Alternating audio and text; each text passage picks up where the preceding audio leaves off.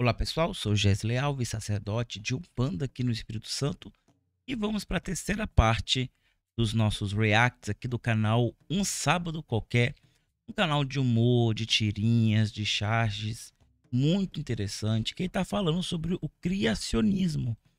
E isso muito nos interessa porque ele está fazendo do criacionismo Yorubá, e isso é muito interessante para nós. Esse vídeo é o Yorubá, é o 3, mas ele já fez do Vodum e dos egípcios. Tá aí, aqui na descrição tem um link, tanto para o vídeo original quanto para os vídeos anteriores.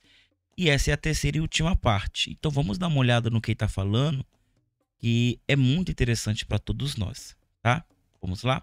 E só lembrando, ele é um humorista, então ele está levando para este lado. Eu não vou corrigir nada não vou corrigir tudo, assim, porque a página dele é de humor, mas se for coisa histórica, eu vou corrigir, tá bom? Fala pessoal, tudo bem? Carlos Ruas, criador do Um Sábado Qualquer, falando com vocês. E esse é mais um vídeo sobre a série Criacionismos pelo Mundo. No último vídeo eu falei sobre criacionismo voodoo. E no vídeo de hoje eu vou falar sobre uma outra crença que veio do continente africano para as Américas. Segura a cadeira, sente-se que eu vou contar a história do criacionismo Yorubá. Ruas, mas Yorubá, que fé é essa? Ora, meu caro, você não conhece o candomblé? Então sente-se aí que você vai aprender muito mais sobre essa crença agora. Recapitulando de uma coisa importante de um contexto histórico que vocês precisam saber, que eu falei no último vídeo, e se você não viu, eu vou falar nesse também, eu vou repetir. Entre 1400 e 1900 existiu no continente africano o tráfico negreiro, onde povos da África eram escravizados e levados para as Américas. Uma dessas rotas ficava na costa oeste africana, onde existiam dois grandes reinos, o Reino de Daomé e o Império de Oió, que foram reinos maravilhosos, assim como Roma e Cartago, grandes impérios que duraram mais de 400 anos, cada um com a sua história, com a sua cultura e com a sua crença. Os habitantes do Reino de Daomé eram da crença voodoo, e quando foram escravizados, eles foram levados para a América Central e América do Norte, se concentraram mais nessas regiões. Então, por isso que o voodoo é mais conhecido nessas regiões. Por exemplo, a religião oficial do Haiti, que fica na América Central, é voodoo. A religião do país Benin, que é onde ficava o reino de Daomé, a religião oficial de Benin até hoje é o voodoo. Só pra vocês terem uma noção. Os habitantes do Império de Oió eram da etnia Yorubá, eram da fé Yorubá. E quando eles foram escravizados e levados para as Américas, eles se concentraram mais na região da América do Sul. E eles levaram consigo sua fé, que resistiu até os dias de hoje. Essa questão dos daomenianos eu já corrigi, tá? Vai no vídeo anterior que eu já mostrei como realmente foi isso aí. E sobre a questão dos Yorubás, eu sei que é assim, muita gente que pesquisa também assiste esse canal. Eu não vou adentrar a questão da origem dos Yorubás, porque também não tem o porquê, né? Então, assim, vai passar os Oió. Hoje são sim considerados Yorubás, mas nem sempre foi assim. Que fé era essa do povo Yorubá? Aqui no Brasil ela ganhou o nome de candomblé. Olha só. E umas décadas depois, misturando com o catolicismo e o espiritismo, nasceu a Umbanda. Então hoje no Brasil você tem o candomblé, que é a mais raiz, que veio do povo Yorubá. E você tem, chegando aqui no Brasil, a grande mistura com o catolicismo, com o espiritismo, bota no liquidificador, bate e você tem a Umbanda. Então ambas as crenças são de matriz africana, mas cada uma com a sua característica. Tem muitas pessoas que perguntam qual que é a diferença, qual que veio primeiro, agora você sabe mais ou menos a linha do tempo, a diferença, certo? Perfeito, mas uma não surge da outra, tá? E candomblé tem várias nações. Os Yorubás, eles têm a nação de Nagô e a nação de Queto. Tem outras nações que não correspondem aos Yorubás, como o candomblé de Angola, que é do povo Banto, e o candomblé de Jeje-Marie, que é do povo de Daomé, que também vieram aqui para o Brasil. Tá? E a Umbanda, ela vai... O fenômeno da Umbanda é outro, eu vou nem adentrar isso aqui. Você simplesmente ignora a Umbanda nesse comentário que ele fez. Então é importante eu dar esse contexto histórico para vocês se basearem no tempo onde estamos e para vocês entenderem de onde veio, de que povo veio e como ele está hoje aqui no país em que vivemos. E agora vamos para o criacionismo Yorubá. Como o mundo foi criado? Segundo essa fé. Eu já devo falar que na minha pesquisa que eu fiz sobre a criação do mundo, segundo a fé Yorubá, ela é muito rica de conteúdo. E ela não é só única. Porque como eles não tinham ainda a escrita, a maioria dos mitos e lendas eram passados oralmente, ela vai tomando uma certa metamorfose. Em uma tribo a história fica de um jeito, em outra tribo a história vai ficando de outra. Aí leva para o Brasil, outras entidades surgem, outras entidades são mais abandonadas. Então a religião ela está em constante mudança, de acordo com o novo ambiente, com as novas pessoas que se adequam, com a nova situação cultural e política que se apresenta. Então as religiões estão em constante mudança. Então a mesma história que é contada lá no continente africano, não necessariamente é contada igualmente aqui no Brasil. As histórias vão se modificando. E tá com um detalhe importante sabermos disso aí, é que nós temos a memória dos cultos Yorubás e daomenianos muito presente devido a serem os últimos povos a chegarem aqui escravizados. Perfeito. Mas sabia que sacerdotes e sacerdotisas não eram escravizadas porque eles eram elite. Sacerdote sempre foi elite na monarquia. Então não pensa que os sacerdotes eram vendidos, não. O que era replicado aqui era que as coisas que os devotos sabiam sobre os orixás, sobre os voduns. Então eles vieram para cá e replicaram aquilo que eles sabiam. Não vieram sacerdotes para cá. Se porventura veio um ou dois, foi muito. Porque o sacerdote ele tinha que ficar perto do rei. O sacerdote era elite. Sempre foi elite em qualquer monarquia. Então é por isso que a oralidade, a confiabilidade das histórias que são narradas aqui na América não são tão boas quanto é em Yorubá. Não é à toa que nós temos um movimento de irmos para a África ou trazer africanos para cá, nigerianos para cá, para trazer o culto tradicional para nós, uma vez que nós estamos tentando resgatar essa ancestralidade com eles. Criação do mundo, segundo a crença iorubá, você tem vertentes. As mais conhecidas são duas, em que Oxalá criou o mundo e que Olodumaré criou o mundo. Eu escolhi a do Olodumaré. Eu achei que foi mais interessante para eu contar aqui para vocês, tá bom? Mas bem, então vamos ao que interessa. No princípio havia Olodumaré, e ele estava no infinito, coberto de fogo, vapor, lava, fumaça. É um ambiente não muito agradável, não muito confortável, não muito silencioso para a leitura ou para apreciar uma bela paisagem. E ele ficava incomodado com aquele cenário de fogo, lava, fumaça. E ele resolve liberar sua força. E quando ele libera sua força, incomodado com aquele ambiente, ele faz surgir as águas, ele faz surgir o oceano. E o oceano, ao misturar com aquele fogo, com aquela lava, começa a surgir as rochas. Brechas das rochas aparecem e a água entra e começa a surgir os mares. E o mundo começa a tomar forma. E dessa forma, dos mares, surge Iemanjá, a rainha dos mares. Ela surge do mar. O Olodumaré, ele estava entediado, porque não tinha ninguém para falar, ninguém para conversar. Por isso que ele liberou aquela raiva. Olha só, o mundo foi criado de uma entidade pé da vida, porque não tinha ninguém para conversar, ninguém para falar. Quando Iemanjá surgiu... Não! Não, por favor, não. Não, o Olodumare não fez isso não, gente. Primeiro que ele criou tudo, então de onde vinha esse fogo?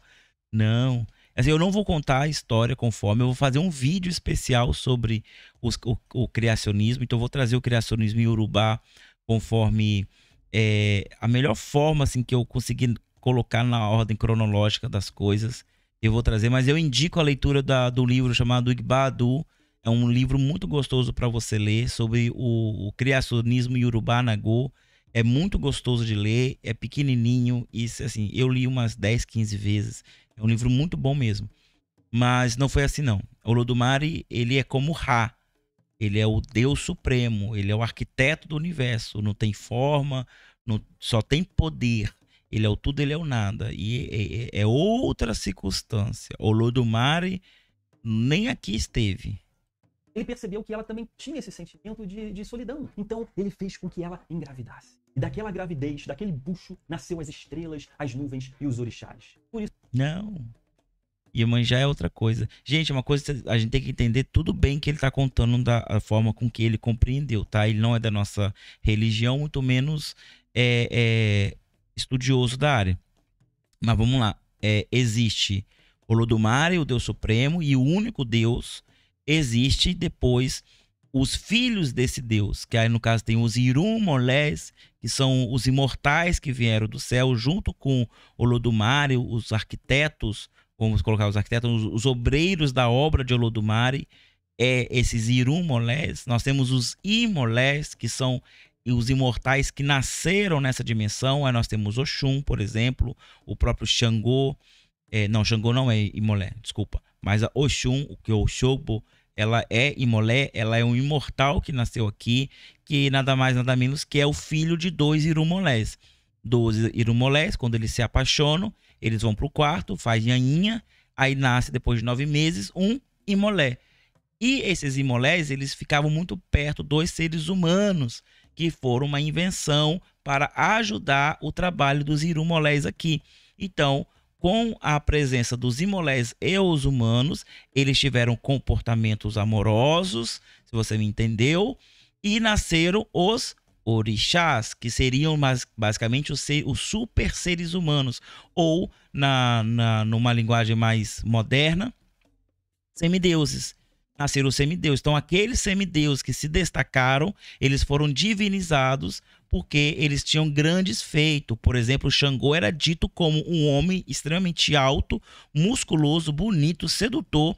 Sua voz era alta, altiva, autoritária, como o trovão. Por isso que ele vai ganhar esse atributo depois de trovão. Mas na verdade ele era um homem muito forte, só isso. Xangô só vai ter poder mágico depois que ele vai se juntar com seu irmão Obaloaiê, que vai dar poderes mágicos para ele, que é quando ele começa a cuspir labaredas da boca. Naquela história de que Exu manda Yansan buscar uma cabacinha, Yansan come, começa a cuspir fogo. Pois é dessa história. Então existe um panteão. Iemanjá, ela é Irumolé. Ela é filha de Olodumare, mas ela não é assim, ela a primeira a ser criada. Não, ele está muito longe, deu um salto de tempo muito grande. Iemanjá, ela é Irumolé, ela vem do céu, ela é imortal, ela conheceu a dimensão do Orum, mas ela não tá nessa história nesse momento. Isso que a Iemanjá é considerada a mãe de praticamente todos os orixás. Eu fico imaginando o médico ao parir a Iemanjá, né? Então, estou vendo, são uma constelação, são estrelas. E o que eu acho mais legal dessa história é que nas minhas tirinhas eu retrato um deus humanizado. É um deus, é como se fosse uma pessoa com superpoderes. Então não é um deus perfeito, que faz tudo com perfeição, já sabe de tudo, já pode tudo. Não, é um deus humanizado, ele é atrapalhado, ele acerta, ele erra, e muita coisa surge aleatoriamente. E eu acho muito legal quando eu leio religiões que são deuses humanizados. Eu adoro, porque o ambiente fica muito mais rico. Você vê que o Olodumaré, ele não quis criar o planeta. Tipo, eu quero criar o planeta. Ele tava todo ali deslocado. Que lugar é esse? O que tá acontecendo aqui? Ai, meu Deus do céu, tem ninguém pra falar. E ele começa a criar as coisas de uma maneira inusitada. Eu acho tão rico e tão criativo esse inusitado. Sinceramente, eu acho que o Deus cristão criou muita coisa inusitada, mas ele não assumiu isso na Bíblia, porque na biografia... Eu acho que o Olodumare é um dos deuses que cria as coisas conforme o Gênesis do Yorubá. Assim, de todas as mitologias que eu já estudei, Olodumare é, de longe, o mais inteligente. De longe. E talvez por isso que tiveram tanto trabalho de emburrecê-lo. Como emburreceram o Jeva, emburreceram o Yavé, emburreceram o próprio Ankh dos babilônicos, né? Nossa, emburreceram muitos deuses da criação. Porque é simplesmente... vai lá saber. Mas vamos lá. No sincretismo que os cristãos tentaram fazer, que eles que vão escrever essas histórias, né, para trazer pro Ocidente, eles tinham que ter um sincretismo. Então, assim, Iemanjá, ela é muito próxima da deusa Hera. E quem é que cria a Via Láctea? A Via Láctea é láctea por causa do leite da deusa Hera, que vaza quando ela vai amamentar Hércules. E Hércules morde o peito dela, ela arranca o Hércules e o jato de leite da deusa vai pro universo e cria a Via Láctea. Então, essa história de tentar pegar a deusa mãe e juntar todas elas num único pacote é isso. Iemanjá é a deusa que é conhecida como mãe, cujos filhos são peixes, porque são incontáveis. Então, é a mesma coisa de Hera. Então, vai, mistura ali, então tá bom, tá ótimo. Né? Tô aqui Iemanjá depois virar Nossa Senhora dos Navegantes também, que é a Maria, né, a mãe de Jesus. Autorizada. Eu queria ver a biografia não autorizada do Deus cristão. Ia ter um monte de coisa ali sendo criada inusitadamente. E uma vez que os elementos já estavam criados, já existia um planeta para ser habitado, já tinha nuvens, já tinha estrelas, já tinha terra, rochas, oceano, fogo. O Olodumaré chamou o céu de Orum e a terra de Aiê. Então, céu, Orum, terra, Aiê. Orum é onde os orixás habitam, é o lugar onde estão os deuses. E o Olodumaré é chamado também de Olorum. Olodumaré e Olorum. Por que Olorum? Olorum significa o senhor de Orum, o senhor do céu, o senhor do paraíso. Então, é a mesma coisa, Olodumaré e Olorum. Imagina uma religião em que... Não. Olodumare, ele é o Deus criador, ele criou tudo. Ele veio do Orum. Orum é outra dimensão. E ele cria o Aiê, a nossa dimensão. E no Aiê, ele cria os planetas, cria todas as coisas ali, dentre eles o nosso próprio planeta, que se chama Onilé, que seria a única casa, ou Iaunilé, a mãe, que é a única casa. Nós só temos essa casa. Então, Iaonilé, a nossa única mãe terra, a única casa que nós temos, que o Olodumare que nos deu. Então, Olodumare, ele quer criar outras coisas, ele vai para outras dimensões, ele é um deus com um transtorno de toque obsessivo, ele quer criar mais coisas, ele vai para outro lugar. Então, ele não fica. Então, onde ele vai no criando, ele vai colocando administradores. Então, ele é um arquiteto, ele construiu esse prédio, ele vai administrar esse prédio? Não, ele vai colocar um senhor para cuidar daquele prédio. Então, esse senhor vai ser o Olo-Orum, o senhor do céu. Então, o senhor do céu, ele é um administrador do Orum, que é uma das dimensões de Olodumare. Só que Olodumare não é Olo-Orum.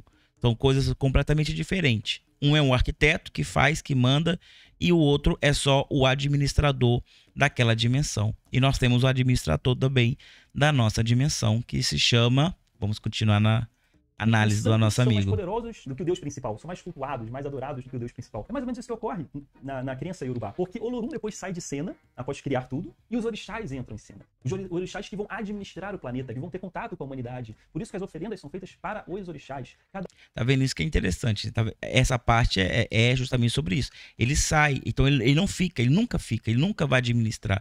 É o que os Bantu vai falar, nós não temos contato com Deus, o Deus superior. Então a gente tem que ir para os nossos ancestrais. Então o orixá, sendo esse ancestral divinizado, é da minha filosofia. Eu vou fazer para o orixá, que ele está muito mais perto de encontrar Olorum, o Senhor dos Céus, para que Olorum possa falar com o Olodumare numa próxima oportunidade do que eu, que estou aqui nesse plano aqui. Então se faz. Mas antes dos orixás tem mais duas classes espirituais aí que às vezes a gente mistura, mas elas são separadas. Cada um vai ter um símbolo com a natureza, cada um vai cuidar de um departamento. Um vai ser as florestas, outro vai ser o oceano, o outro vai ser a tempestade, o outro vai ser... Eu vou chegar nessa parte. Mas só pra você entender que Olorum sai de cena, é muito, humanidade, RH, dá um trabalho, lidar com humano. Ah, não quero. Já Exatamente. Nem queria ter criado isso aqui. Agora tá uma confusão, tá cheio de entidade, cheio de bicho. Olha, é com vocês, tá bom? Eu vou ver TV, eu vou ficar no meu canto, vocês aí assumem tudo isso aí. Qualquer coisa bate na porta, eu atendo, tá bom? Valeu? E os orixás ficam administrando o planeta. O orixá, um dos orixás mais famosos é o... Então, novamente, essa questão do orixá. Os Irumolés, eles modelam a criação, modelaram a criação e voltaram para o Orum.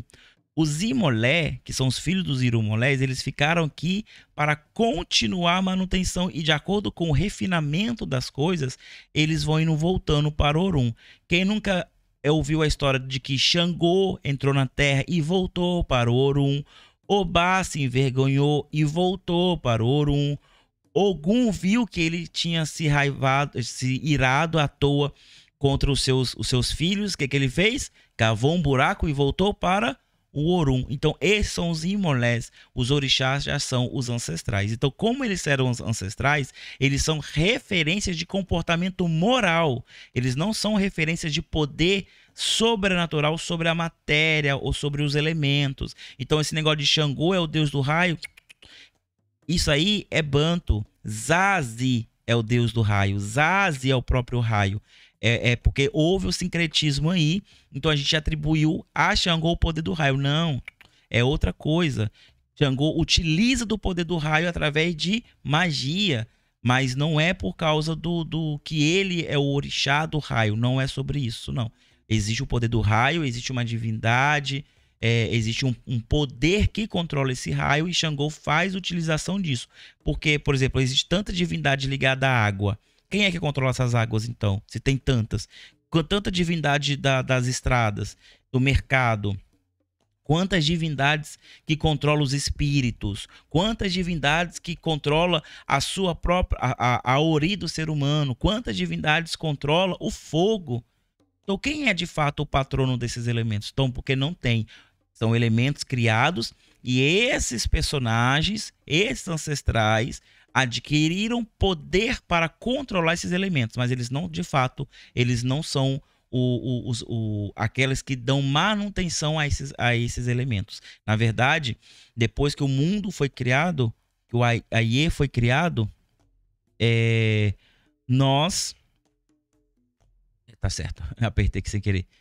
Depois que o Aie foi criado, aí foi nos dado a nossa casa, o Onilé, foi nos dado essa casa, foi nos ensinado como viver em sociedade. Essas divindades, Imolés e Irumolés, foram embora e falaram, olha, agora é com vocês. Cuida da casa que é de vocês. E nós estamos aqui destruindo a nossa casa. Não existe manutenção, não. Não existe. Não existe. Uma hora vai acabar. Porta, eu atendo, tá bom? Valeu? E os orixás ficam administrando o planeta. O orixá, um dos orixás mais famosos é o Oxalá. Ele simboliza a paz e ele é conhecido como orixá criador. criador da humanidade. Porque não foi o Olodumaré que criou a humanidade. Ele pediu para um orixá criar a humanidade. E ele chega para o Oxalá e fala, Oxalá, o negócio é o seguinte, cria a humanidade aí, beleza? Aí o Oxalá falou, tudo bem, vou criar. Como faço isso? Grande Olorum. Toma aqui essa concha do mar e toma aqui essa galinha e agora você cria a humanidade, simples assim. E o Oxalá, claro, é só uma pergunta. Grande Olorum, o que foi, Oxalá? Nada. É claro que qualquer um sabe criar os seres humanos com uma concha e uma galinha, né? Qualquer orixá vai saber fazer isso, né? Sim, claro, Oxalá, qualquer um sabe. Agora, por favor, vai indo. Bem, eu vou indo então criar a humanidade. Troca de cena para o Oxalá no Google, né? Como criar a humanidade com uma concha e uma galinha. Na verdade, não foi necessariamente a humanidade que ele criou. O Olodumaré, ele queria que primeiro o Oxalá forrasse a terra, criasse terra firme, porque a terra não era tão firme assim para ser pisada. E aí o Oxalá, a concha, tinha uma areia na concha, ele jogou essa areia pelo planeta e a galinha começou a ciscar. Até ela ficar firme para criar a humanidade em cima. Curioso, né? E como que ele criou a humanidade? Aí a parte mais divertida da história. É muito criativo, é sensacional. Como eu falei, como eu humanizo deuses, eu acho tão rico quando você tem uma história detalhada de criação. Por exemplo, o Gênesis cristão é muito pobre em informação nesse sentido. E pobre, eu digo com sinceridade, porque na Bíblia Deus fala, e Deus criou o homem.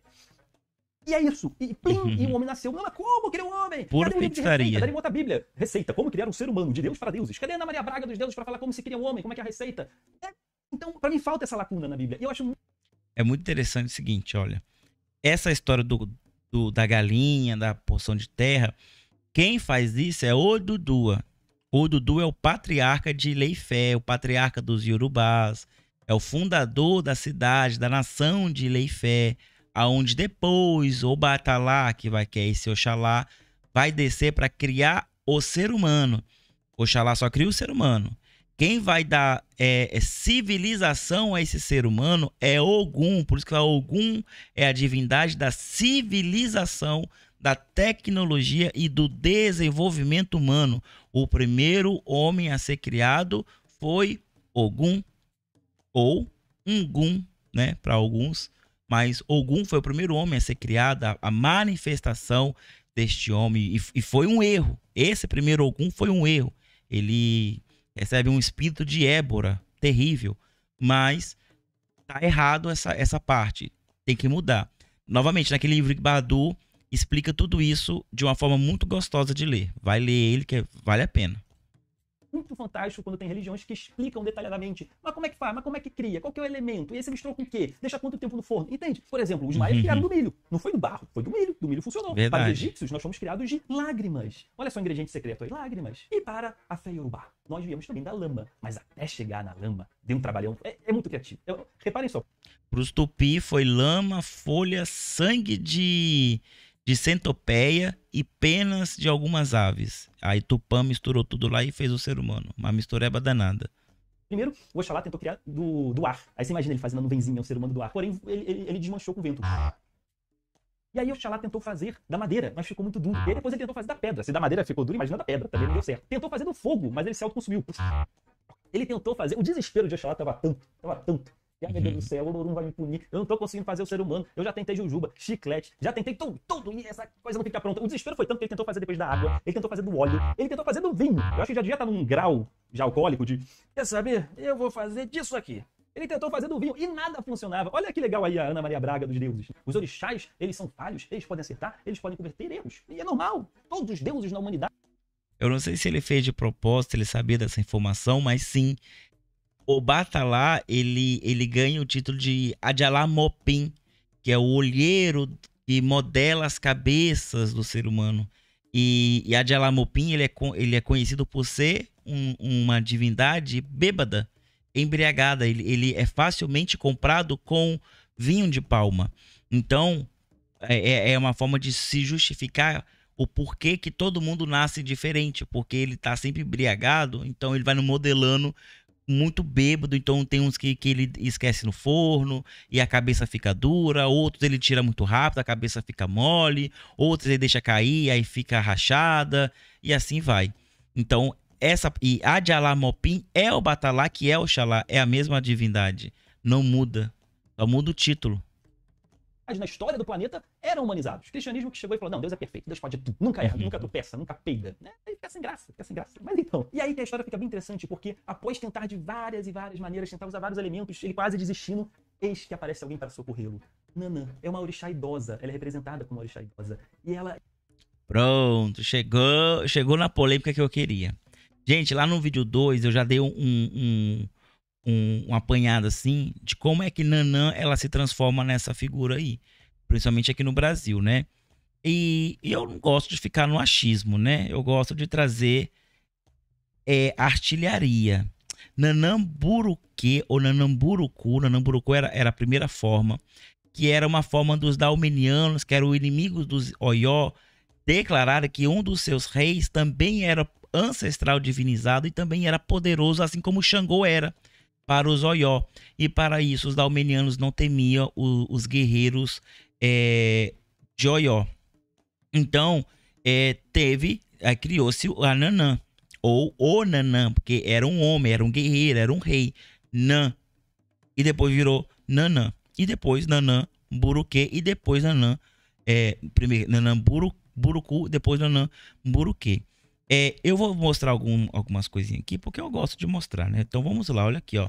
No Dicionário Urubá, do José Beziste, que é um livro bem generoso, aqui na página 174, nós temos assim, ó, Buru, que é ser mal.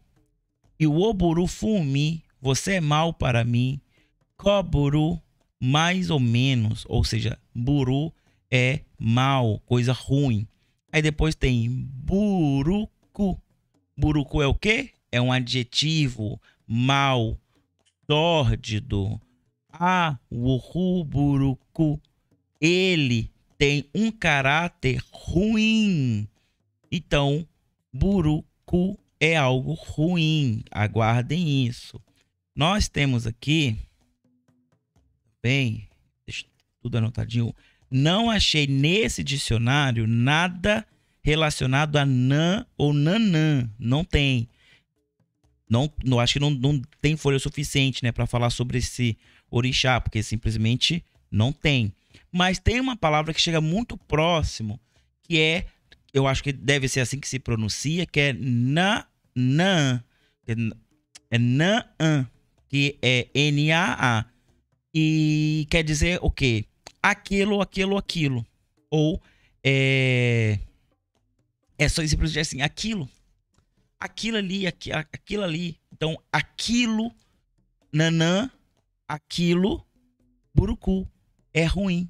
Aquilo é ruim, entendeu? Então, não vai dar para vocês verem, mas tá aqui na página 538. Então, quem tem esse dicionário pode olhar aí essa palavra. Jesley, mas esse dicionário pode estar errado. Sei lá, ele é Yorubá, tal. Então, vamos, olha aqui, ó, olha. Yorubá, vocabulário temático do candomblé. Não é dicionário, é vocabulário temático de candomblé do Márcio de Jagum. É um babalorixá da própria religião. E, novamente, olha o tamanho do livro, gigantesco. Eu não achei nada sobre Nanã neste livro. Se porventura você tem esse livro e você achou, me passa depois, porque simplesmente eu não achei. Mas eu guardei aqui outras palavras que se aproximam muito dessa questão do Burucu. Vamos lá.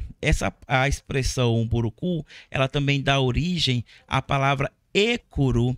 E Ecuru é um tipo de comida ritualística que ela serve para, vamos lá, é forma de designar espíritos inconvenientes que atrapalham as pessoas.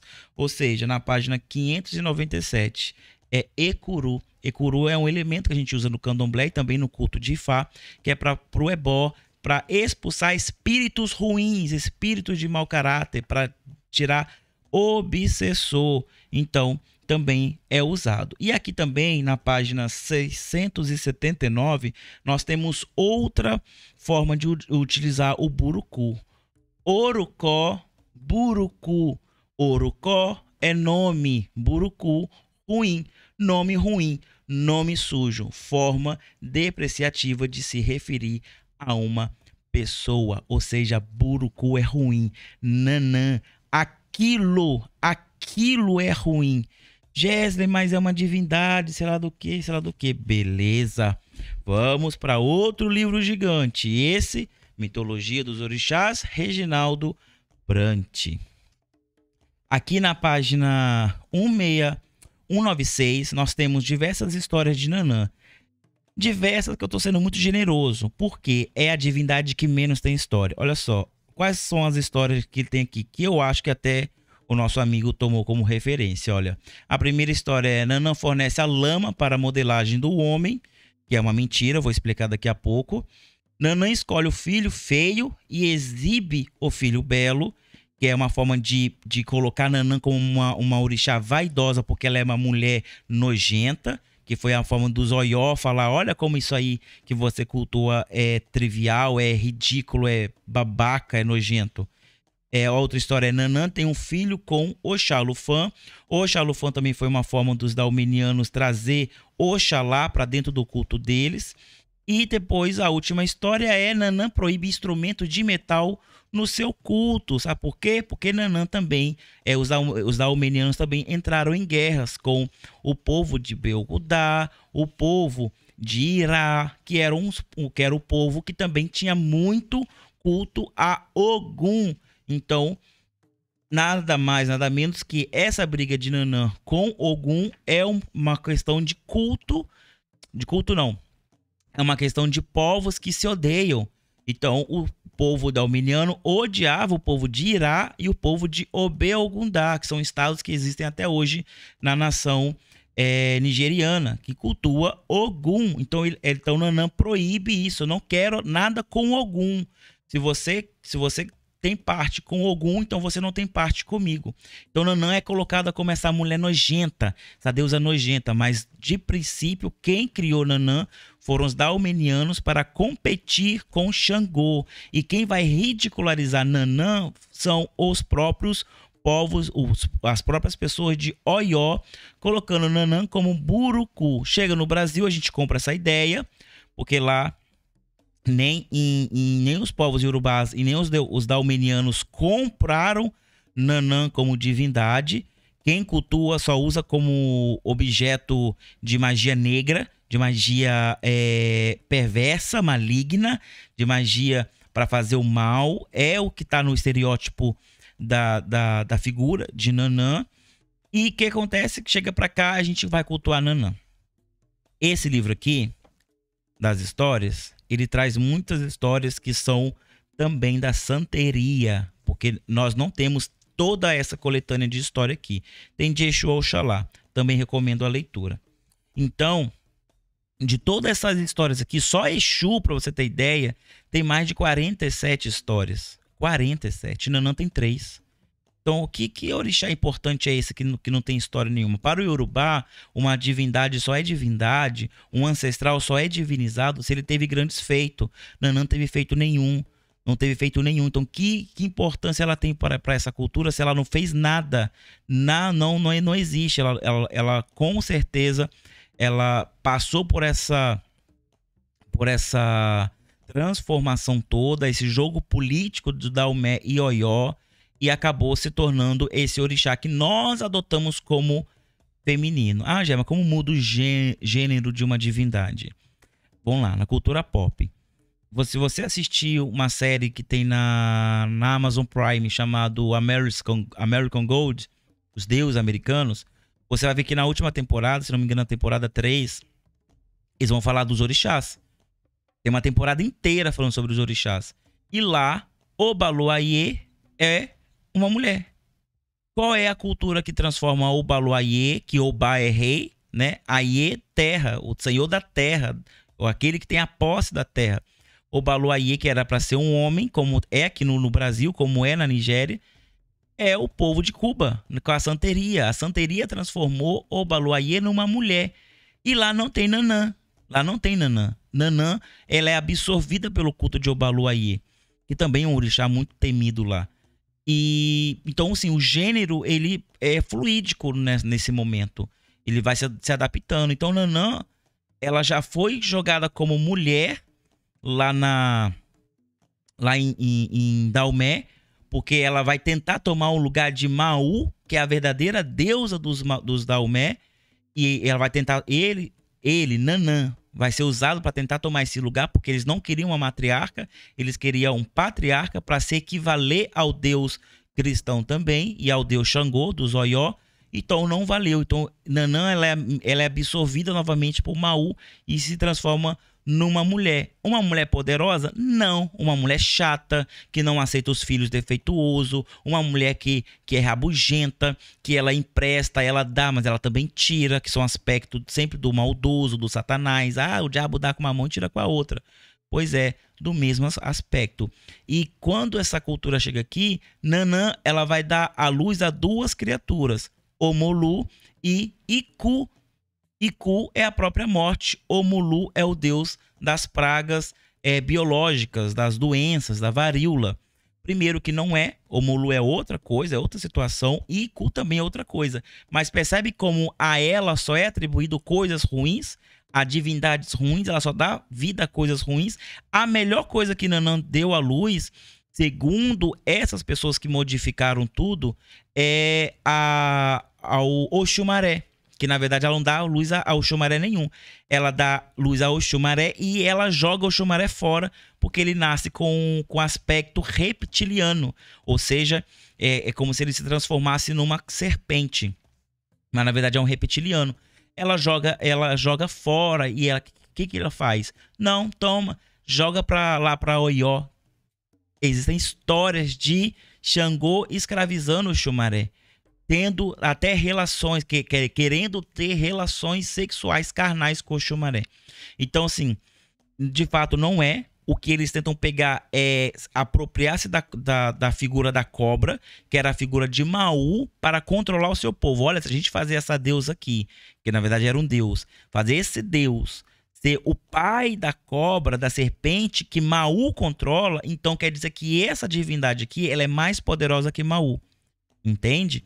Então, eles tentam colocar que Nanã pariu, só que na verdade não pariu porque era um homem, ela vai parir só aqui no Brasil, entende? Então é nós que adotamos Nanã, nós que criamos essa Nanã velhinha, gostosa, aquela coisa da vovó. Nunca houve, não existe. Não, o orixá, quando ele é divinizado, ele é eterno, porque ele é espírito. O Imolé, ele é eterno. A própria palavra Imolé significa imortal.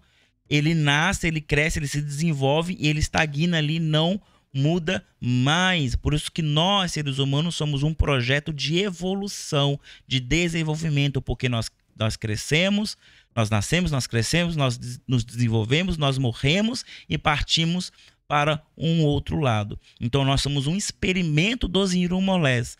E é nessa de ser experimento que Oxalá, que é dito como um dos grandes pensadores, cientistas da tecnologia ancestral da época, ele vai fazer formas de fazer tipo uma seleção natural da raça ali para ter os melhores guerreiros, para ter as mulheres mais fortes, para ter os seres humanos melhores. E isso numa visão como era vista na época. Claro que na mitologia ele é um deus que criou, mas na verdade ele era um governador que ele fazia seleção de quem iria fecundar quem para ter a sua prole mais poderosa. Então por isso que a gente vê Oxalá com essa alegoria de ser um deus que erra muito.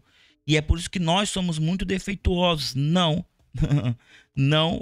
E Leifé tá em pé até hoje, meu amigo. E Leifé, vai dar uma olhada na gene dos caras. Olha o tamanho do rei de Leifé. O cara é gigante, lindo, maravilhoso. Olha a esposa dele, é uma mulher linda, maravilhosa. Deu certo, o experimento de Obatalá deu certo para eles. Eu não sou filho de Obatalá, eu não sou criação de Obatalá.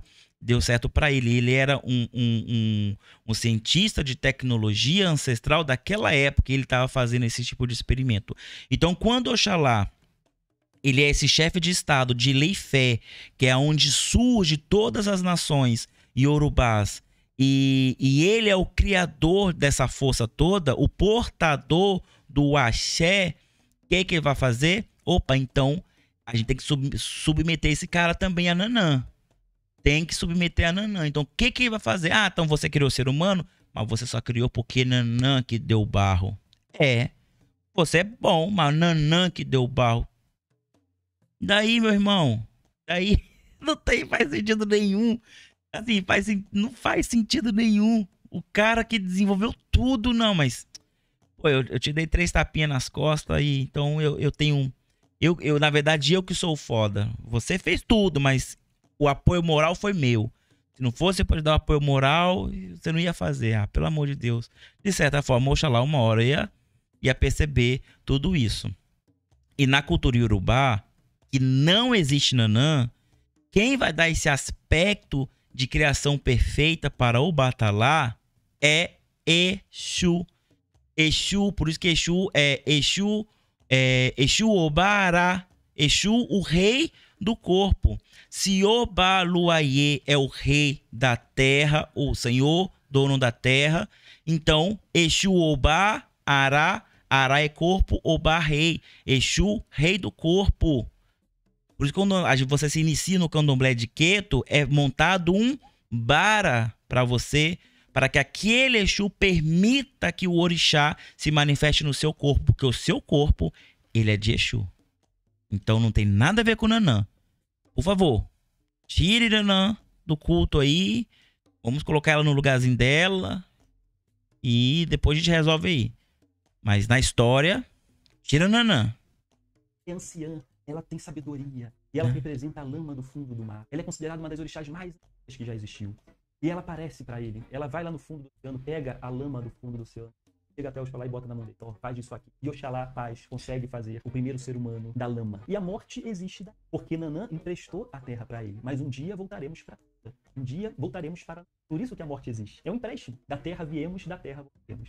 Acho bonito, acho filosófico isso. Então você já sabe como o mundo foi criado, segundo a crença iorubá. Você já sabe como o primeiro ser humano foi criado, através de tentativa e erro e a intervenção da orixá Nanã. E quais são os orixás? O candomblé é muito rico em divindades. E como eu disse, eles estão administrando nosso planeta. Eu cheguei a desenhar alguns, que eu vou botar aqui agora os desenhos deles e falar um pouquinho sobre cada um bem resumidamente, só para vocês compreenderem a importância deles em nosso planeta. Você tem, por exemplo, o Oxóssi, que ele representa as matas, é o protetor dos caçadores. Ele possui uma flecha como ferramenta. Você tem Oxum, é o orixá das aves doces, bonitinha. Ela é vaidosa, ela possui um espelho. Você tem Ogum, que é o orixá da guerra. Você tem Ansã, que é dos ventos, das tempestades.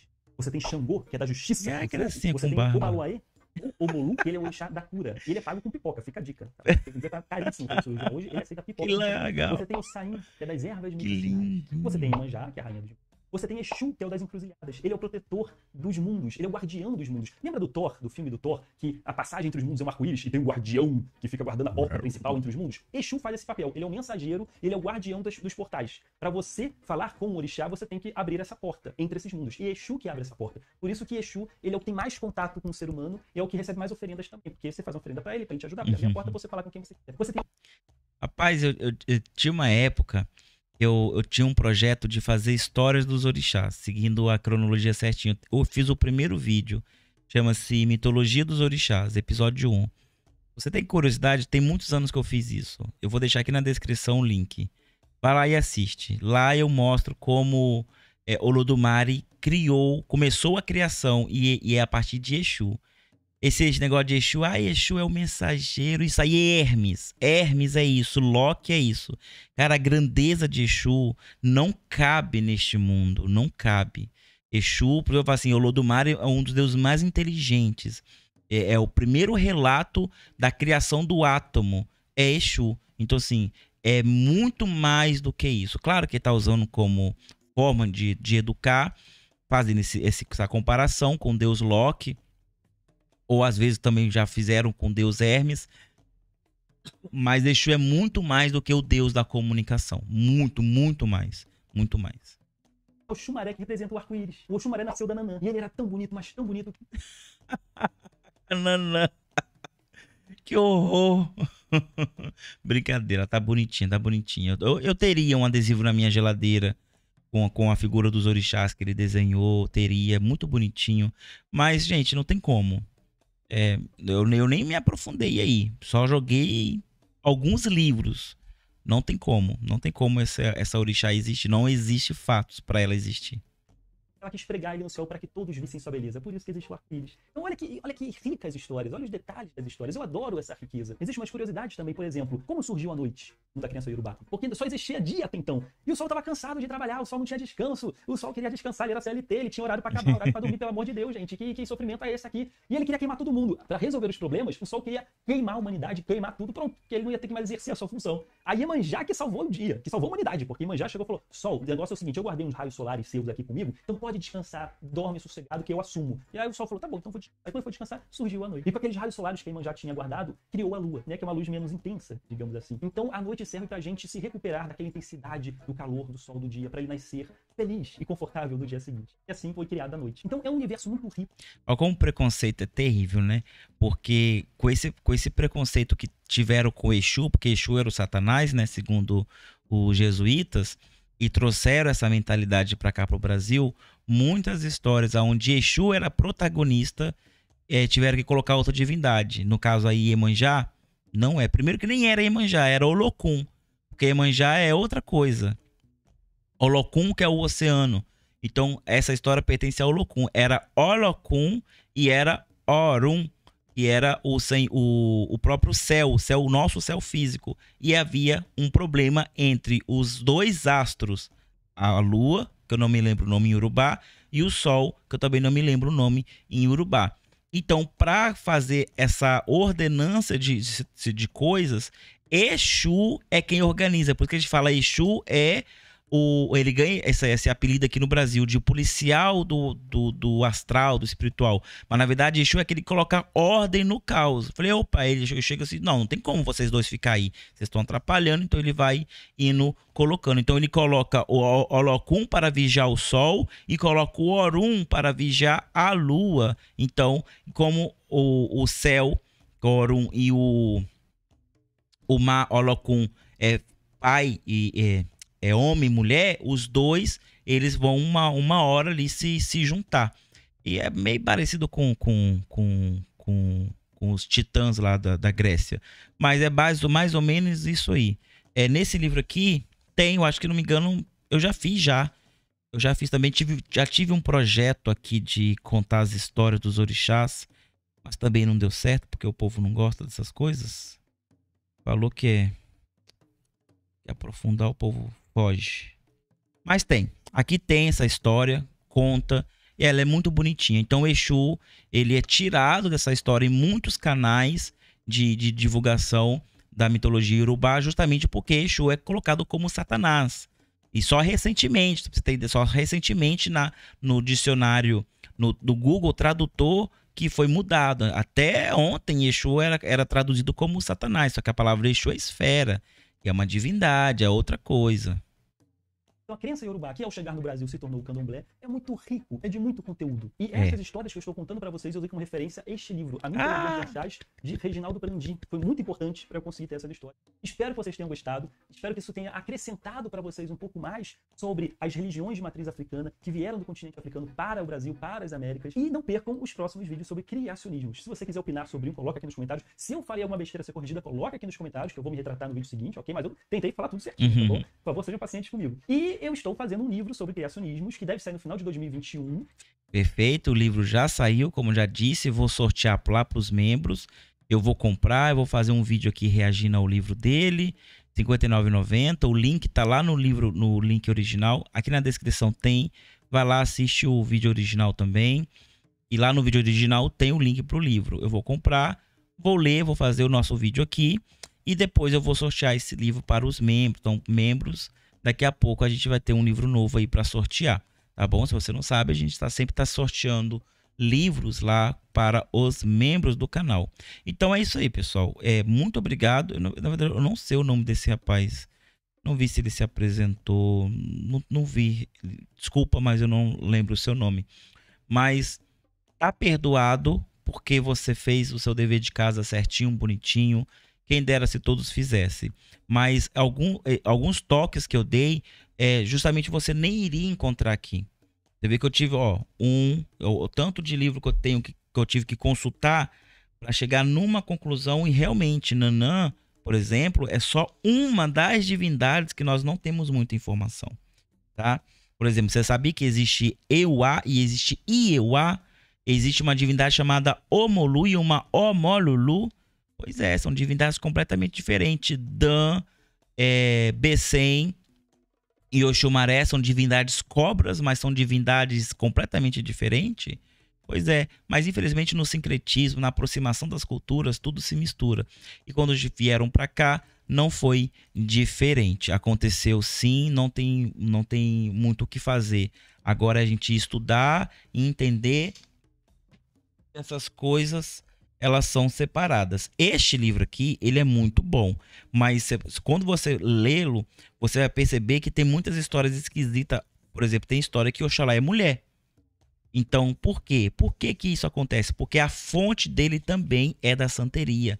Existem muitas histórias aqui que vêm da santeria. Como eu falei, lá na santeria, os gêneros de muitas divindades foram alteradas. Então, muitas vezes Oxalá é colocada como mulher. Mas se você entende da cultura tradicional, ou pelo menos tenta, você vai entender que a mulher de Oxalá, que é...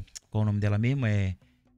Esqueci o nome dela agora me falhou. Mas ele teve uma esposa, é só você converter. Aí ele não tá falando de Oxalá, tá falando da esposa de Oxalá, porque Oxalá, ele é um patriarca, então é impossível ele ser uma mulher, mas ele teve uma esposa, então daí ele tá falando da esposa de Oxalá, que é assim como eu esqueci dela aqui agora. Imagina uma pessoa que estava escravizada lá na época, sabe que ela ia ter esse momento para poder lembrar? Não ia ter, infelizmente não tiveram essas situações. Fora também os preconceitos. Muitas das vezes você tinha que esconder, você não poderia chegar, por exemplo, numa senzala que tivesse muitos daumenianos. Você teria coragem de chegar lá e falar que você veio de Oió? Sabendo que vocês têm séculos de rivalidade? É ruim, hein? Tem que inventar que você era filho de Oxóssi, que era uma outra cidade, uma outra situação que tinha nada a ver ali, que você era filho de outra coisa, que você nem era da cultura tradicional, que você era islâmico. Então, tinha muito desses migué para você poder se salvar. Então, não é uma leitura simples, não é uma leitura simples, mas o cara deu um show, é isso aí. Se a gente não estudar, a gente se perde no meio dessa bagunça toda. Pessoal, ficou longo, mas foi o melhor que eu pude fazer, enriquecendo mais ainda o trabalho da página lá do canal Um Sábado Qualquer. Vai lá que tem muitos vídeos bacanas lá, tá bom? Beijão, até mais, tchau, tchau.